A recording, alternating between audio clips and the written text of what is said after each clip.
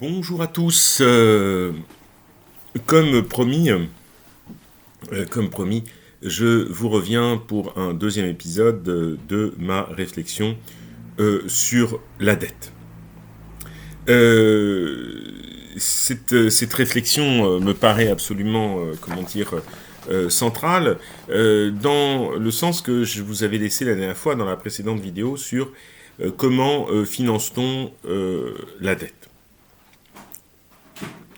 Et le plus important, vous savez, c'est le récit qu'on raconte, c'est ce que j'appelle souvent la bataille des récits, c'est-à-dire, eh bien, lorsqu'on pose une question ou lorsqu'on présente une question, la manière de la présenter, de la raconter, évidemment, peut biaiser, peut tout à fait modifier, évidemment, notre regard sur les choses, car, pardonnez-moi de cette banalité qui est connue de tous, nous sommes des êtres de langage, nous sommes des êtres de mots, et nous vivons de ce qui nous est raconté, et nous racontons aussi, et nous vivons ce que nous racontons, parfois.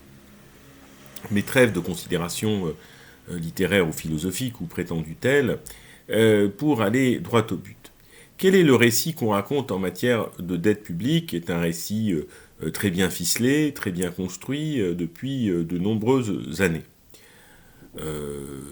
Voilà, la France est incapable de présenter un budget en équilibre depuis le milieu des années 70, la dette n'a eu cesse de croître, nous léguons à nos enfants un passif terrible, l'État ne sait pas gérer son budget en bon père de famille, nous n'en finissons pas de nous endetter, la crise présente du coronavirus est encore une manifestation de cet endettement, il faudra faire des efforts pour la rembourser, la dette, c'est comment dire quelque chose que l'on doit, donc voilà, c'est un fardeau.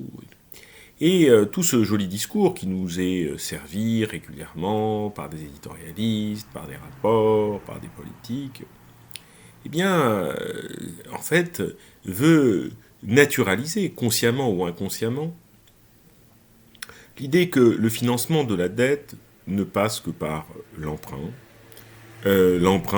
auprès de marchés financiers, qui deviennent les juges de paix des politiques économiques que nous entreprenons. Juges de paix qui se substituent à l'opinion publique, puisque aujourd'hui, chaque fois qu'une agence dite de notation, c'est-à-dire qui produit une information à la communauté des investisseurs sur finalement le regard qu'elle porte sur les finances publiques, eh bien, il faut ensuite, comme l'ont dit de nombreux gouvernements, si cette notation est mauvaise, rassurer les marchés de notre capacité à honorer la dette et autres. Et on doit aussi, évidemment, dans ces situations, dans le discours dominant, mettre en scène quelque chose d'apocalyptique.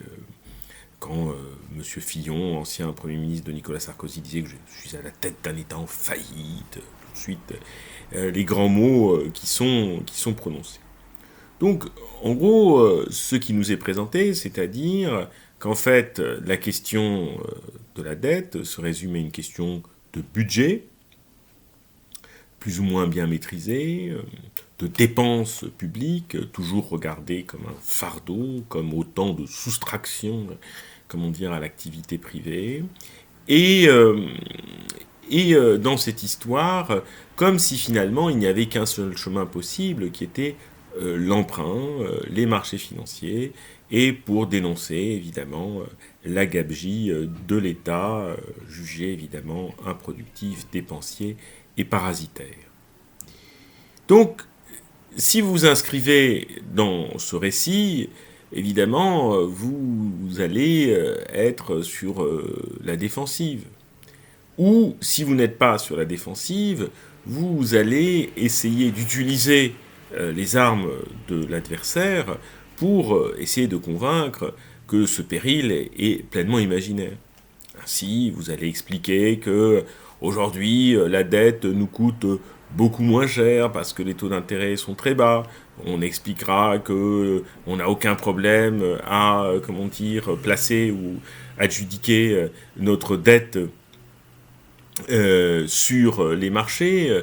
Pardonnez-moi de ce néologisme, adjudiqué, ça faisait référence à une adjudication, donc je me suis autorisé ce néologisme. Que la dette française coûte moins cher qu'elle n'a jamais coûté.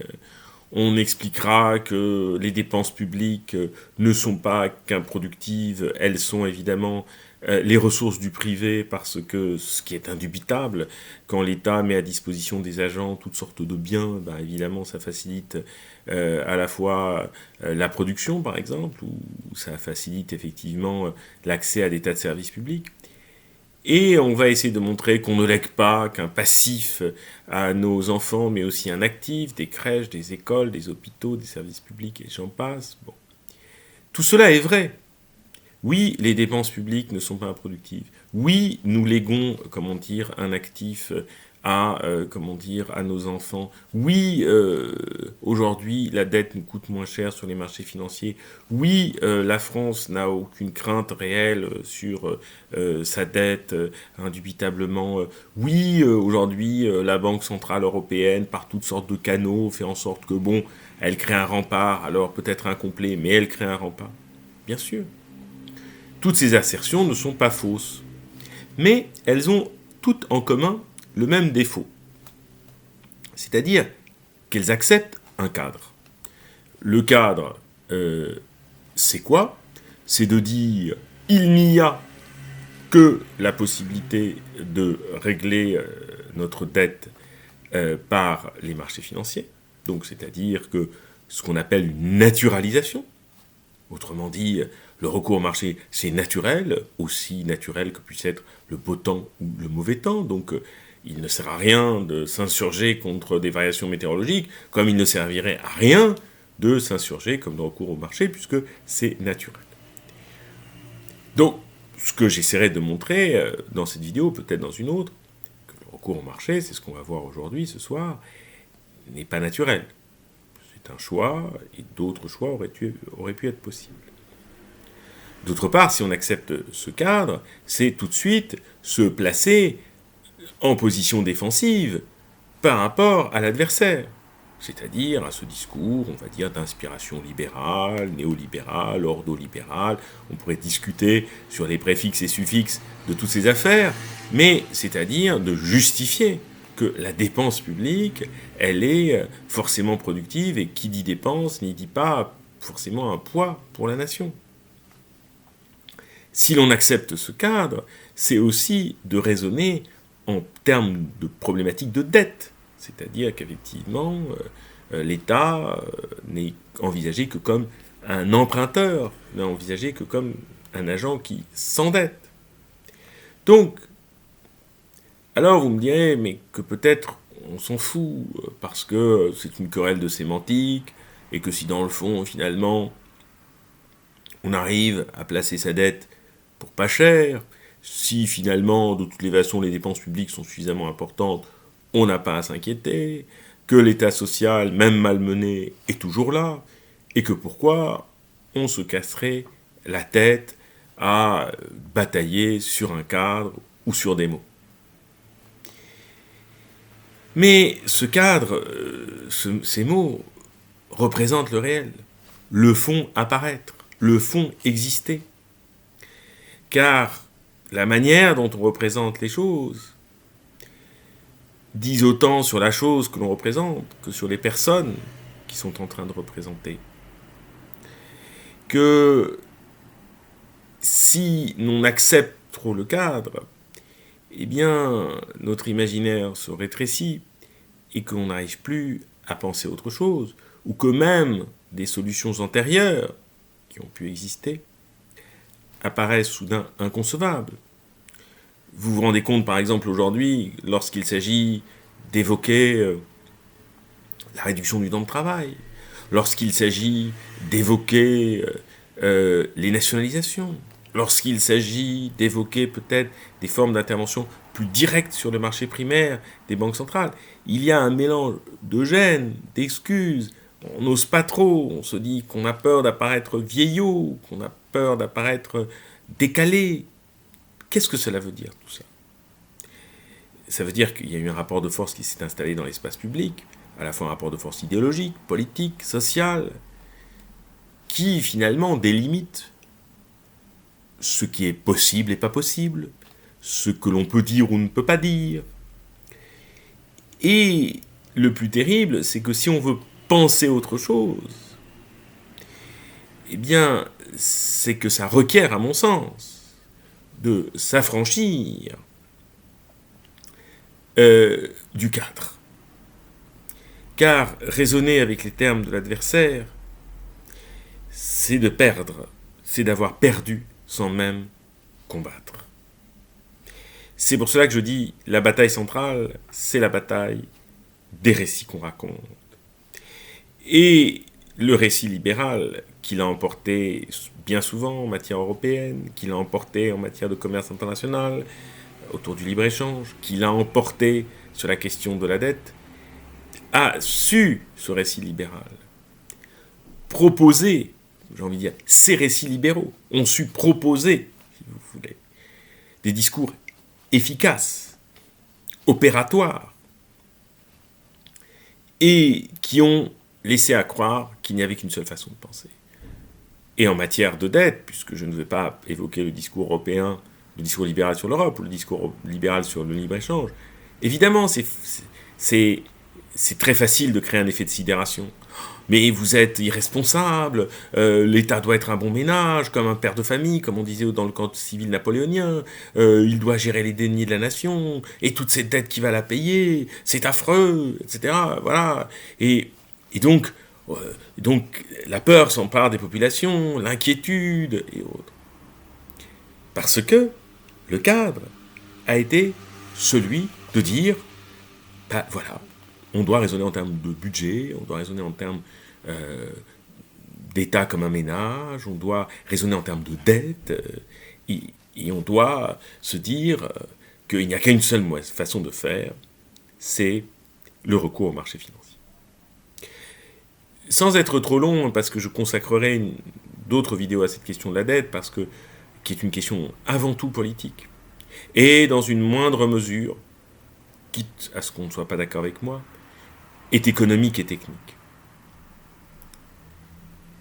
Elle est politique parce qu'effectivement, elle est relative à la manière dont on pense, comment dire, ce qui est nécessaire pour une société, c'est-à-dire les besoins qui collectivement doivent être satisfaits, donc c'est-à-dire des dépenses qui doivent être réalisées pour satisfaire des besoins qui doivent être essentiels à la collectivité.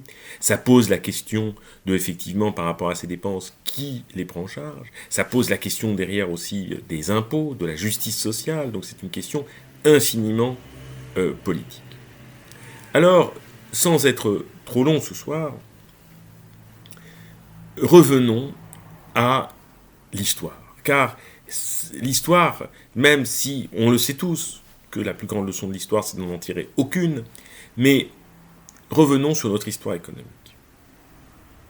Et revenons sur quelques notions économiques en quelques minutes, quitte à revenir plus avant dans une prochaine vidéo. Mais je pense que cette longue introduction me paraissait nécessaire, parce que je crois que, au-delà d'une technique économique qu'il faut maîtriser, je pense qu'il faut toujours réfléchir au cadre dans lequel nous inscrivons notre réflexion, et de savoir d'où vient ce cadre, qui le porte, qui le défend, et quels sont les intérêts qui sont à l'intérieur de ce cadre. Après la Seconde Guerre mondiale, l'État avait ce souci évidemment premier de reconstruire une nation qui avait été occupée et dont l'appareil productif avait été très largement détruit.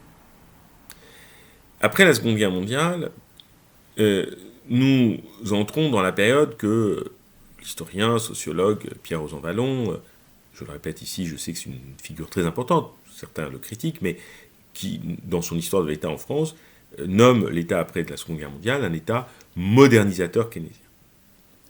Donc, dans son livre « L'État en France », publié en 1990.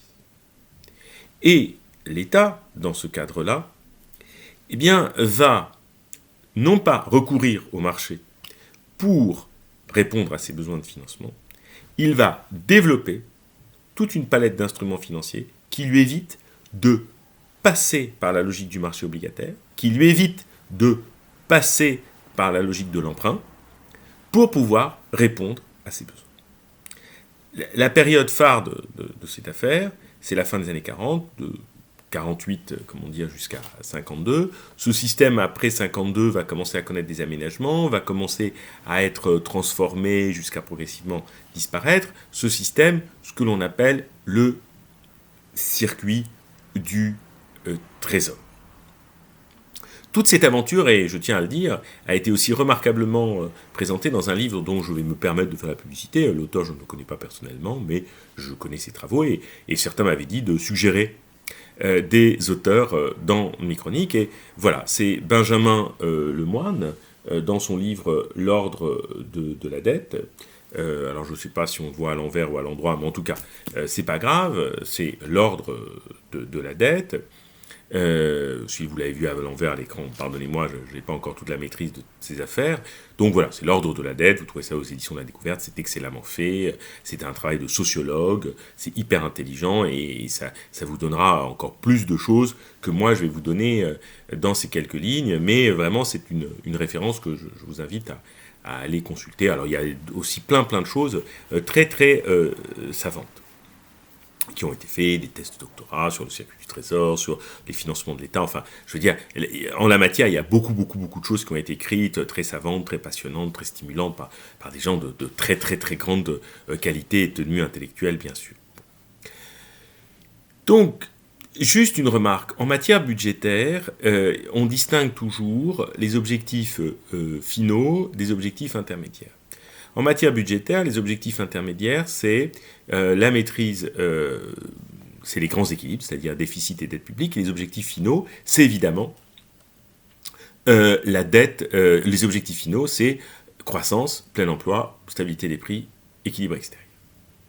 Donc, ce qui est très étrange, c'est que, je vous le dis d'ores et déjà, aujourd'hui, nous sommes gouvernés par des objectifs intermédiaires, c'est-à-dire par la déficit et la dette, qui doivent être obsessionnellement rappelés, alors que, effectivement, ce ne sont que des intermédiaires. Les objectifs finaux, pourquoi je dis cela ? Parce que dans l'après-guerre, évidemment, le circuit du trésor permettait d'éviter le recours au marché dans le financement de la dépense publique et de permettre effectivement de servir un objectif final qui était évidemment la croissance et le plein emploi. Donc effectivement, le circuit du trésor permettait effectivement de ne plus raisonner en termes d'endettement, en termes d'endettement et de recours au marché. L'objectif, c'était de créer une sorte de circuit que je vais rapidement présenter, et donc pour permettre à ce que l'État remplisse ses objectifs, c'est-à-dire la croissance et le plein emploi. Donc, alors comment il a fait cela ? C'est-à-dire pour se garantir un financement sécurisé et régulier.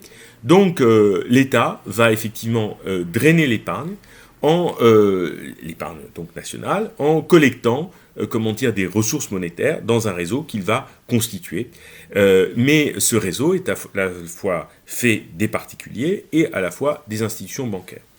Donc, il a différentes sources qu'on appelle les correspondants du Trésor, qui vont approvisionner les caisses de l'État, et son Trésor qui fonctionne comme une banque. Donc, il s'appuie sur un ensemble de réseaux, un réseau d'institutions financières et bancaires sous la tutelle du Trésor.